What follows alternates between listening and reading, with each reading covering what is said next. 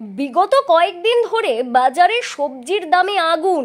বেগুন, ঢ্যাঁড়স, ঝিঙা ৮০ টাকা, বরবটি ১০০, শসা ৫০ থেকে ৬০, টমেটো ৫০, পটল ৪০ থেকে ৫০, লাউ ৩০ টাকা কেজি দরে যখন বিক্রি হচ্ছে, ঠিক তখনই সাধারণ মানুষকে কিছুটা স্বস্তি দিতে দাম নিয়ন্ত্রণে সবজি বাজারে অভিযান কৃষি দপ্তরের। মঙ্গলবার বাঁকুড়া শহরের মাচানতলা সবজি বাজার ঘুরে দেখলেন ওই বিভাগের আধিকারিকরা। সেই সঙ্গে আলু, পেঁয়াজ, রসুন সহ অন্যান্য শাকসবজির বাজার দর সম্পর্কে খোঁজ খবর নেওয়ার পাশাপাশি আলাদা আলাদাভাবে কথা বলেন ক্রেতা বিক্রেতা সকলের সঙ্গেই।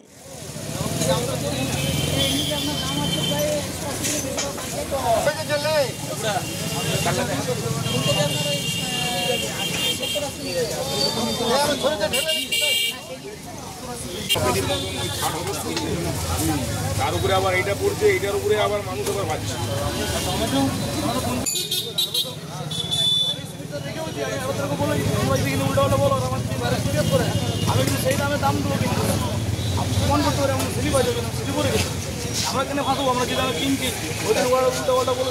ওই বাজারের ব্যবসায়ীরাও মেনে নিয়েছে শাকসবজির দাম বৃদ্ধির বিষয়টি।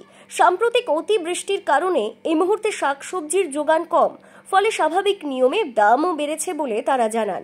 সবজির দামের জন্য কথা হচ্ছিল, সবজির দাম একটু বেড়েছে, সেটার জন্য স্যার বলছিল। স্যারকে বললাম যে জলের জন্য যে সবজি নষ্ট হয়েছে তার জন্য সবজির দামগুলো একটু বেড়ে গেছে। বেগুনের দাম যেমন সব সবজির দাম একটু চেপে, যেমন বেগুন, ভেন্ডি, ঝিঙে, ঢেঁড়স, শাকপালা তো পাওয়া যাচ্ছে না এখন, এগুলো নিয়ে একটু স্যার বলছিল। স্যার জলের জন্য সব সবজি নষ্ট হয়ে গেছে, আর কিছু নয়। না স্যার, মাল এখন আমদানি কমেছে, ওই জন্য মালের দামটা চেপে গেছে। পটলের দাম মোটামুটি আপনার আড়তে ৩৫ টাকা দাম হচ্ছে, আমরা ৪০ টাকায় বিকছি। কিছুটা সমস্যা হলেও দাম বৃদ্ধির বিষয়টি মেনে নিতে বাধ্য হয়েছেন ক্রেতারাও। বাজারে তো এখন সবেরই দাম বেশি, সবজিপত্রের দাম একটু বেশি আছে। এই বেগুন ৮০ টাকা কেজি, ৮০ টাকা কিলো বলছে। তারপরে আপনার এই ঝিঙেরও দাম বেশি, সবকিছুরই দাম বেশি বলছে, সব জায়গাতেই তাই অবস্থা। এটা আমাদের তো একটু বেরোবেই, একটু বুঝে শুনে করতে হচ্ছে আর কি। বেশি খাওয়ার অভ্যেস ত্যাগ করতে হচ্ছে, কম করে কিনতে হচ্ছে, এইভাবে করে চালাতে হচ্ছে। দরকারি সবজিপত্র তো কিনতেই হবে, বাড়িতে তো লাগবেই, সেগুলো তো কিনতেই হয়। কৃষি ভবনের এডিএ জওহরলাল ভৌমিক বলেন, মূলত দাম নিয়ন্ত্রণের লক্ষ্যেই আমাদের এই বাজার পরিদর্শন। তবে বৃষ্টির কারণে একটু দাম তো বেড়েইছে, তবে আশার কথা চাষিরা দাম পাচ্ছেন। আসলে এই একটা আর্লি বর্ষার জন্যে কি হয়েছে, একটা দামের বৃদ্ধি হয়েছে মার্কেটে, এবং আমাদের কাছেও সেই রিপোর্ট আছে। তো আমরা সরেজমিনে এটা যাচাই করতে এসেছি। তো দেখা যাচ্ছে যে একটু ভারী বর্ষার জন্য চাষিদের জমি নষ্ট হয়েছে, তাহলে সবজির একটা স্ক্যারসিটি তৈরি হয়েছে, অভাব তৈরি হয়েছে। এটা এরকম নয় যে চাষি দাম পাচ্ছে না, চাষি বেশি দাম পাচ্ছে। যেটা বোঝা গেল যে দোকানদাররা বেশি দামে বিক্রি করতে তাদেরও অসুবিধা হচ্ছে। বাছাই করাগুলো একটু দাম বেশি, ৫০-৬০-এর মতো, আর যেগুলো একটু ঠিক সেরকম পরিষ্কার নয় সেগুলো ৩০-৩৫ টাকা করে দাম নিচ্ছে। এটা এই সাময়িক, যেটু মনে হলো সাময়িক বিষয়, কারণ চাষিদের ফসল আবার ওঠা শুরু করবে ১৫-২০ দিনের মধ্যে, তখন দাম নর্মালাইজ হয়ে যাবে। তবে হ্যাঁ, কিছু কিছু দোকানদার তো অবশ্যই এই সুযোগটাকে কাজে লাগানোর চেষ্টা করে, আমরা সেটাই ঘুরে দেখছি।